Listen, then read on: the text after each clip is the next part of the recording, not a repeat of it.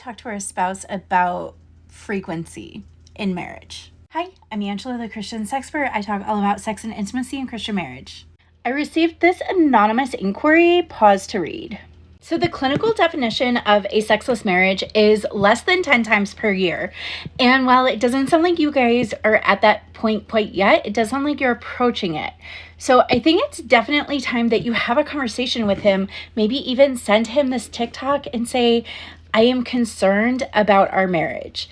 And I typically don't suggest focusing on numbers, but when we are approaching a point where it sounds like we could be entering the clinical definition of sexless marriage, that does raise some red flags. And I absolutely agree with your husband. Sex is not the only way to communicate love and affection in a marriage. And if that's the only way that you feel love and affection, that's a red flag. But there are 11 other types of intimacy that we can experience in marriage. Sex is only one of the 12.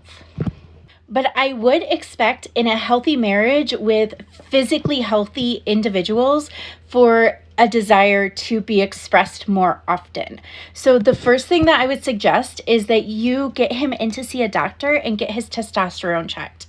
Testosterone and some of the other hormones can really affect a man's sex drive, and that could be a really simple fix, as to why he's not interested more often.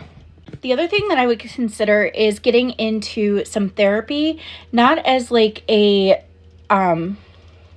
something is horribly wrong here, but you are using some language that makes me wonder what sort of beliefs that you have about sex, and if he's feeling your subconscious beliefs and is putting up walls because you might have some unhealthy belief patterns. And again, without talking to you both, I don't know if that's actually what's happening, but you describing sex as the holy grail of marriage, I'm a little concerned with that phrasing.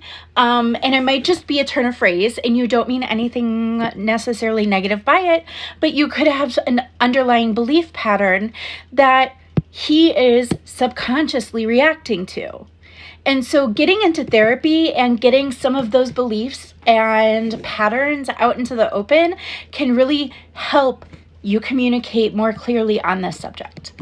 And while you're working on those things, I would work on the other 11 types of intimacy. You can get my 31 days of intimacy where I walk you through each of the 12 types of intimacy that we can experience in marriage and really focus on building up the other intimacy pillars in your relationship. A lot of times when we focus on building up the other pillars of intimacy in the relationship, we find that the sex intimacy naturally raises on its own without any extra effort. So it is worth the investment of really focusing on the other intimacies. And if nothing else, you'll have shored up the foundation of your marriage. Good luck, friend, and go have good intimacy.